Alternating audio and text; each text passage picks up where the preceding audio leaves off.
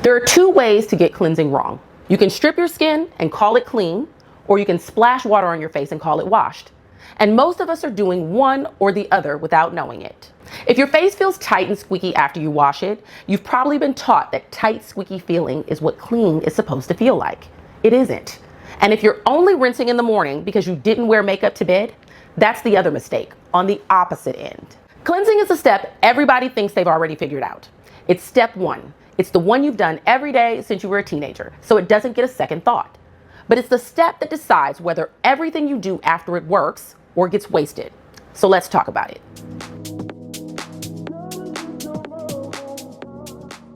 Hi, I'm Dana, skincare educator and founder of Beauty in Color. I help Black women understand their skin, build better routines, and age intentionally. In this video, I'm covering what cleansing actually does, whether you need to double cleanse or whether that's a step you can let go of, how to tell if you're stripping your skin, and how to pick a cleanser that gets you clean without wrecking your barrier in the process. By the end, you'll know exactly what your skin needs at the sink, morning and night. So here's why this step matters more than the serum you're excited about. Cleansing is the first step of your routine. In my video on how to build a routine that works, I break down the whole framework. Cleanse, treat, moisturize, protect. But the reason cleansing goes first isn't tradition, it's function. Everything you put on your skin after this only works if it can reach your skin. Think about what's on your face at the end of the day. Sunscreen, makeup you wear, a day's worth of oil, sweat, and pollution. That's a film. And when you skip cleansing or half do it, your serum and your moisturizer land on that film instead of on you. You paid for serums and treatments that never touched your skin. The other cost shows up in your pores. Sunscreen and makeup left sitting overnight is one of the most common reasons for congestion and breakouts. Products that meant to protect you during the day was never meant to stay on your face for 16 hours. Leave it there and it can clog and irritate. So cleansing isn't the boring step before the good stuff. It's the step that decides whether the good stuff works at all. Now let's answer the question you actually came here for. Do you need to double cleanse? The short answer is sometimes, not always. Double cleansing has been sold as a non-negotiable daily ritual, and for a lot of us, that's overkill. Here's what it actually is. You cleanse twice. The first cleanse is oil-based, and its job is to dissolve the oil-based things on your face. So think about sunscreen, makeup, the oil your skin produces. Oil dissolves oil, and water can't do that job on its own.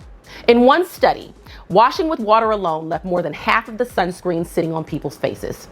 A foaming cleanser did better, but for waterproof sunscreen, only the oil cleanser actually removed it. The second cleanse is water-based, and it clears everything the first one loosened, plus the sweat and dirt that rinsed away with water. So the real rule is simple.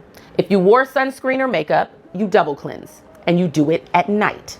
If you didn't, one gentle cleanse is enough. You don't need to double cleanse a bare face. You don't need to double cleanse twice a day. It's a tool for a situation, not a law. Now, the other side of this, the stripping side, because this is where I see the most damage. Somewhere along the way, we got taught that clean means tight. That squeaky feeling like your face has to feel stripped bare before it actually counts. That's wrong. And it's the opposite of what you want. That tight, squeaky feeling is your skin telling you that the cleanser took too much. It didn't only remove the sunscreen and the sweat, it stripped your own protective oils along with it. A big culprit is a harsh detergent called sodium lauryl sulfate, or SLS. It's what makes a cleanser foam up big, and it feels like it's working. Here's what you shouldn't know. Researchers use SLS in studies to deliberately damage the skin barrier. That's how reliably irritating it actually is. It's the tool they reach for when they need to disrupt skin on purpose and measure it. On real skin, it raises water loss and leaves you drier and more reactive. Now, I'll be fair with you. Most of that research is from patch tests, where SLS sits on your skin for hours.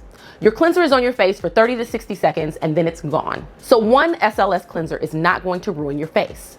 But if your skin is dry, sensitive, or reactive, it's an easy thing to cut, and cutting it is usually a noticeable upgrade. The other ingredient I keep an eye on is fragrance. In a rinse-off cleanser, it's less of a concern than in something you leave on. But if your skin is sensitive or eczema prone, fragrance is one of the most common triggers, and there's no reason your face wash needs to be perfumed. So here's what this looks like at your sink. In the morning, wash your face. Don't rinse. The advice out there says you can splash water in the morning and keep it moving, but you sweat overnight.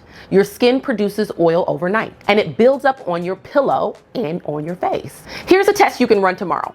When you wake up, wipe your face with a damp cloth before you put anything else on it. If you see residue, if there's anything on that cloth, your skin needs a wash. Most mornings, it will. One gentle cleanse is all it takes. At night, the double cleanse question gets answered by your own day. Did you wear sunscreen? Did you wear makeup? Then double cleanse. Oil-based first, water-based second. Nothing on your face today? One gentle cleanse and you're done. Now, choosing your cleanser. You have 5 types to work with. Oil, which comes in an oil or a balm, foam, gel, cream, and micellar. I'm not gonna tell you to buy one of each. I break down how to choose one right for your skin in the full guide on the blog. But the rule that carries across all of them is this: gentle and non-stripping. Your face should feel comfortable after you wash it, not tight, not squeaky, not like it needs moisturizer immediately to survive. Comfortable. If a cleanser leaves your skin feeling stripped, it's the wrong cleanser, no matter what the reviews say. I want to talk to us specifically for a minute because the stakes on this are different for our skin. When you over cleanse, when you strip your skin day after day, you create irritation. And as I always say, irritation in our skin doesn't go away quietly. It leaves a mark. Inflammation is one of the fastest ways to trigger post-inflammatory hyperpigmentation. Those dark spots that show up after skin has been irritated and then takes months to fade. So think about what that means. Every time you strip your face, chasing that clean feeling, you're not only being a little rough, you could be setting up a dark spot you'll spend the next season trying to fade. For us, a gentle cleanse isn't a soft preference. It's pigment protection. Being gentle at the sink is one of the quietest, most effective things you can do to keep your skin even. And if your barrier is already compromised, if your skin's been stripped and reactive for a while, that's a repair situation, and I walk through the full protocol in a separate video. Let me run through the mistakes I see most so you can check yourself. 1. Chasing the squeaky clean feeling. We covered it, but it's worth repeating because it's the most common one. Tight is not clean. Tight is stripped. 2. Not fully getting off what's on your skin. This is the flip side. If you wore sunscreen or makeup and you did one quick wash, a lot of it is still sitting there. A single water-based cleanse doesn't break down sunscreen or long wear makeup on its own. That was the night you needed to double cleanse. Skip it and you're right back to the congestion and residue we talked about. 3. Using face wipes as your cleanse. Wipes smear more than they actually remove. They're fine as a first step to break down makeup in a pinch, but they don't get your skin clean and they leave residue behind. Follow them with a real cleanser or skip them completely. 4. Hot water. It feels good, especially in the winter, but hot water strips your skin in the same way harsh cleansers do. Lukewarm is what you want. 5. Overwashing skin that's already struggling. If your skin is irritated and reactive, washing it more won't fix it. It needs less, not more. So that's cleansing. Wash in the morning because your skin isn't as clean as you think it is when you wake up. Double cleanse at night only when you've got sunscreen or makeup to remove. Stay gentle because tight and squeaky is a warning, not a goal. And pick a cleanser that leaves your face comfortable. Get this step right and everything you layer on top of it has a real chance to work. But the right cleanser and the right method don't do anything if you only reach for them when you feel like it. The results come from what you do consistently on the ordinary nights when you're tired and you'd rather go to bed. That's the next thing I want to talk about because consistency is where most routines quietly fall apart. Subscribe so you don't miss more skincare education. I am so glad you're here and I will see you next week.